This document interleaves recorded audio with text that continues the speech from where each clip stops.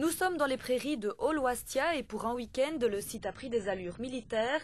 Armées françaises, belges, allemandes et américaines, tout est en place pour représenter au mieux cette époque de l'histoire, la guerre 40-45, au travers des différents intervenants de cette époque, qu'ils soient militaires ou civils. Plus de 160 acteurs et figurants font partie du groupe belge de reconstitution historique militaire. En fait, revenir 60 ans après les événements dans la région de Dinant, c'était véritablement un défi.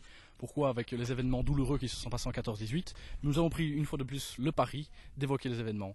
Et pour ce faire, on a eu le soutien des autorités communales, le soutien du musée du souvenir de Haut-Loistia, et nous avons fait passer des toutes boîtes pour bien faire comprendre le sens de la démarche. Et nous voyons que nous avons été très bien accueillis et que les gens ont bien perçu le but et notre motivation. C'est ce qui comptait le plus pour nous. Et pour illustrer au mieux ce conflit encore très présent dans les mémoires de certaines personnes, il est essentiel de représenter les troupes allemandes. Je suis en Waffen-SS.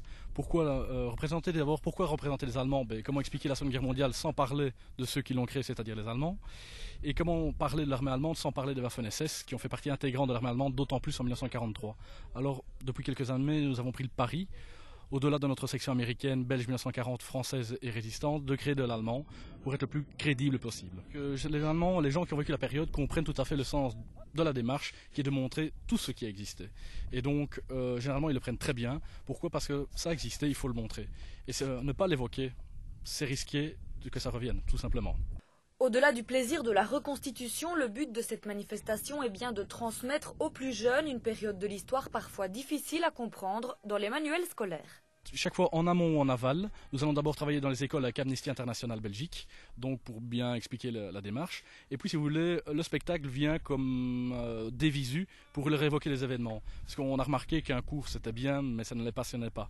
Donc il vaut mieux avoir quelque chose de réaliste, et au moins certaines idées vont rester ancrées chez eux. C'est ça véritablement notre but. Le fait de joindre, vais-je dire, l'uniforme, le physique, donc les armes, les véhicules d'époque que vous voyez ici, la façon de vivre, la façon de travailler, etc.